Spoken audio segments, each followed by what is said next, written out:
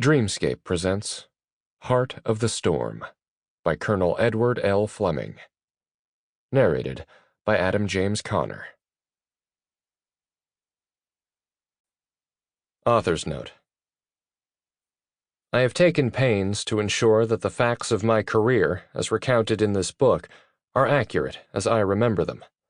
Some of the names are changed, however, in an effort to protect the dignity of former colleagues in the rescue service and to preserve the memories of those they left behind. 1. Headwinds. We value the individual supremely, and nature values him not a whit. Annie Dillard. We'd left the storm behind on the way out into the North Atlantic. Now, as we returned in the December cold and darkness, with one nearly dead Ukrainian sailor in the passenger bay, we flew back into it. Suddenly, ferocious headwinds hit the helicopter and yanked the controls nearly out of my hands. The helicopter turned into a berserk rocking horse, its nose pitching violently up, then slamming down. Rain drove against the cockpit glass. It found the openings in the windscreen seals and invaded the cabin, where avionics control boxes, radios, and circuit breakers were all getting wet. I was wrung out.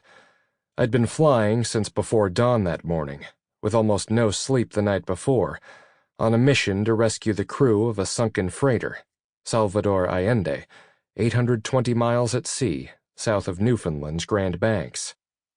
The aircraft's vibration had worked its way into my hands and feet. Now it was drilling its way into my brain. I didn't know whether I was shivering from my cold, wet flight suit or from the helicopter's shuddering. But we were headed home. We'd taken our last fuel from one of the tanker planes flying overhead, and we were bearing down on the coast of Nova Scotia in formation with a second helicopter. Back in the bay, the pararescue jumper who'd fished the sailor from the ocean was trying to keep the sailor, huddled in a sleeping bag, and loose rescue gear, from crashing around the cabin in the turbulence. The flight engineer sat behind us on the jump seat, straining to hear sounds of trouble from the jet engines and the transmission that channeled the engine's power to the slashing 26-foot rotor blades. Jolly 14, like every MH-60 helicopter, was supposed to get major maintenance after 10 hours in the air. We'd been flying for 13.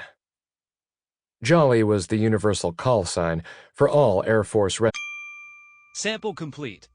Ready to continue?